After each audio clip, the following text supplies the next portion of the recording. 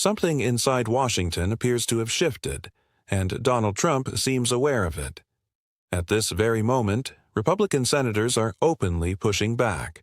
The Senate is preparing for a vote that could strip Trump of his war powers authority. And for what feels like the first time, Trump is openly acknowledging he doesn't fully know how to prevent it. This isn't simply another routine political defeat or temporary stumble. What we're witnessing looks more like a real-time erosion of power. From quiet conversations behind closed doors to private moments of frustration, and now a growing bipartisan rebellion that is gradually cutting Trump out of his own party, the situation continues escalating. Tonight we are examining closely what is actually unfolding behind those closed doors, why Trump appears increasingly unsettled, and why this moment might permanently reshape the future direction of American politics. Stay with me for a moment because what you are about to hear connects the pieces together. Once you recognize the pattern, it becomes very difficult to unsee it. Donald Trump is losing command of the political room around him, and this time it is not Democrats driving the shift. Republican senators themselves are beginning to revolt. A war powers vote is drawing nearer with each passing day, and Trump has reportedly acknowledged privately that he may not be able to prevent it. Phones are ringing constantly, frustrations are mounting, and authority seems to be dissolving much faster than anyone originally anticipated.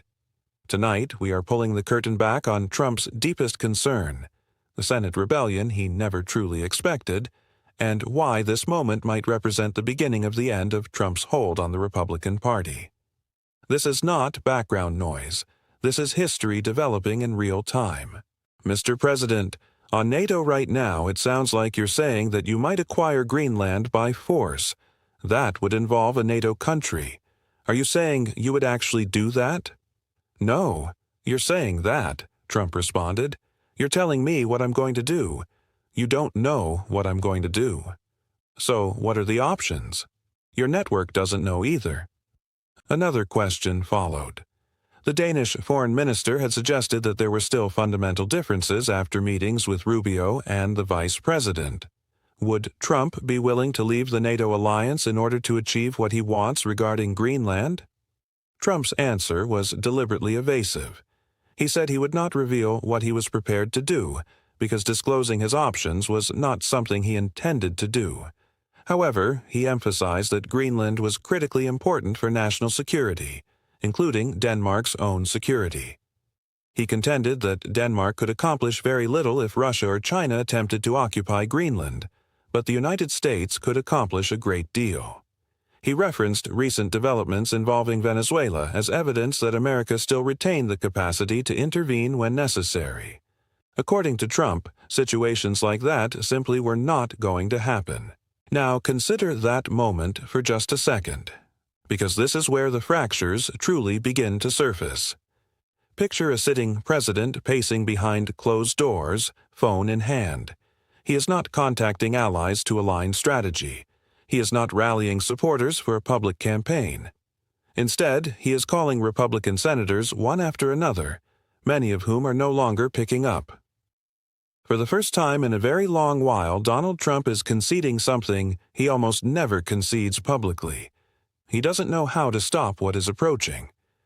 That quiet acknowledgement, shared in private conversations, may carry more weight than any rally speech he has ever delivered. Because right now, the Republican Senate appears to be an open rebellion, not against Democrats, not against the media, but against Trump himself. At the heart of this uprising is a war powers resolution that threatens to accomplish something Trump fears more than negative headlines or sharp criticism. It threatens to legally constrain his ability to deploy military force as a political instrument. That is why the alarm feels genuine. That is why the pressure being applied behind the scenes is relentless. And that is why this moment feels distinct, weightier, and far more consequential for Trump than any previous controversy or legal confrontation. Because this situation isn't about appearances or messaging. It is about authority. Trump's entire political identity has always been constructed on the premise that he alone commands the room, commands the party, and commands the narrative surrounding events. Now that premise is beginning to unravel in real time. Senators from his own party are starting to question not only his strategy but also his intentions, instincts, and judgment. If this resolution passes, which increasingly appears plausible, it would represent a direct institutional rebuke of Trump's effort to expand executive power through militarization, through open-ended engagements framed as national security, and through the persistent suggestion that only he can keep America protected if granted unchecked authority. Trump has always grasped something fundamental, even if he rarely articulates it directly. Conflict, or even the prospect of conflict, concentrates power. It generates fear, suppresses dissent, and unifies loyalty around leadership. It permits a president to blur the boundary between national interest and personal ambition. That is precisely why this vote appears to be driving him toward panic. It does not merely obstruct one potential military action. It challenges the entire framework of his governing instincts, the conviction that he can act first and explain later, that Congress will eventually comply, and that Republicans will always choose him over principle. That assumption begins dissolving when figures like Rand Paul step forward publicly. Not quietly or tentatively, but openly and unapologetically. Paul has challenged the logic underlying Trump's justifications for military escalation. He has examined the narratives and questioned the pretexts, doing so on platforms that Trump once assumed belonged firmly to him, including conservative media spaces and conservative audiences. When Rand Paul appeared on Joe Rogan's platform and methodically walked listeners through the reasoning or absence of reasoning behind arguments for regime change in Venezuela, he was accomplishing something that may be even more threatening for Trump than criticism from political opponents. He was demonstrating that Republicans can oppose Trump without immediately vanishing from relevance. They can disagree without being politically marginalized or eliminated. Paul dissected the argument down to its contradictions, questioning why drug trafficking suddenly becomes justification for striking another nation's capital. He challenged why indictments drafted in Washington are treated as universal law and why foreign leaders possessing weapons is characterized as criminal conduct when the identical logic would implicate many American firearms owners. With each question, the Trump narrative surrenders another layer of credibility. It becomes progressively evident that the argument may not genuinely concern drugs or cartels or even Maduro. It concerns pretext, about identifying any justification necessary to apply force. Because force creates leverage, and leverage creates dominance, and dominance has consistently been the primary political currency Trump trades in. Paul also reminded audiences that Trump himself once pardoned a convicted drug trafficker, a point that resonated strongly because it exposed the adaptability of the moral arguments being employed. Laws matter when they serve a purpose.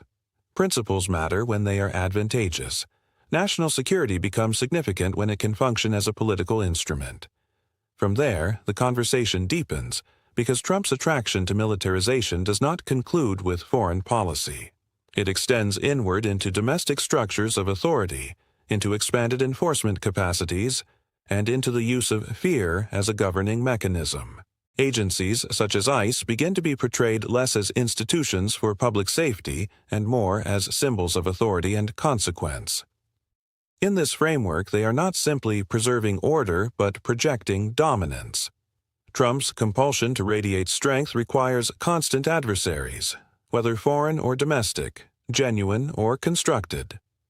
Without an enemy, the strongman identity begins to dissolve. This is precisely why comments about Greenland carry far greater significance than they initially suggest.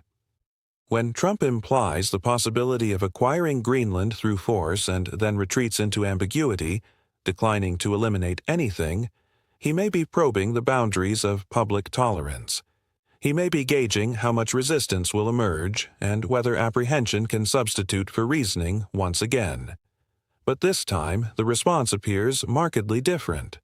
World leaders push back. Allies respond with concern. Even within his own party, the quietude becomes conspicuous. Threatening a NATO partner is not simply reckless, it is destabilizing. Trump attempts to characterize it as a strategic imperative to counter China or Russia, but the argument unravels under closer examination, particularly when his own record demonstrates hesitation or accommodation toward those same powers when expedient. Meanwhile, Senate Republicans are beginning to acknowledge publicly what they once murmured privately.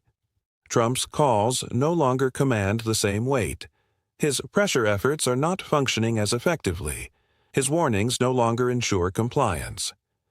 When Senate leaders concede they are uncertain whether they even possess the votes to defeat a war powers resolution, that is not merely procedural ambiguity, it signifies political deterioration. Trump's entire brand has always rested on inevitability, the idea that resistance is pointless and opposition will ultimately capitulate. Once that inevitability dissolves, the apprehension sustaining it evaporates as well. This deterioration is extending beyond foreign policy. It is apparent in budget negotiations, healthcare debates, and transparency votes that Republicans once would have blocked reflexively. Rather than consolidating the caucus, Trump now observes as bipartisan alliances form directly against his priorities. Lawmakers reverse his budget reductions, reinstate funding for scientific research, and resist policies he once expected to advance effortlessly. The message emerges clearly. Trump can demand action, but Congress is not obligated to comply. That recognition is profound, because power depends not only on authority, but also on expectation. When legislators stop anticipating consequences for defiance, the entire structure transforms. At that point, the narrative becomes less about Trump's immediate setbacks and more about what those setbacks reveal about the trajectory ahead. When ideological debates begin surfacing within MAGA itself, concerning interventionism, prolonged conflicts, and executive overreach, Trump suddenly appears less like a leader and more like a liability. Ideology demands consistency, and Trump rarely provides it. Ideology demands sacrifice, and Trump rarely demonstrates it. Ideology demands devotion to something greater than oneself, and Trump has rarely expressed such devotion beyond his own interests. As Republicans cautiously begin envisioning a future beyond Trump, weighing electoral survival and considering 2028 as an open competition rather than a predetermined outcome, his influence weakens further. The moment a political movement begins planning for existence beyond its leader, that leader's authority is already diminishing.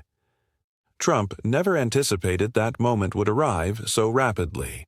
He did not expect his party to begin considering alternatives while he was still demanding allegiance. That miscalculation reveals perhaps his most fundamental vulnerability. He assumes fear endures indefinitely. He assumes loyalty is unconditional. And he assumes power once obtained will sustain itself perpetually. But as the Senate rebellion continues to progress and war powers deliberations advance closer to a decisive vote, the central question is no longer whether Trump is losing his grip. The question now is how much control he has already surrendered, and whether this moment marks the beginning of the end of his capacity to bend the Republican Party entirely to his vision. Because once the spell fractures, it rarely reassembles completely, and right now that spell appears to be fading before the entire nation.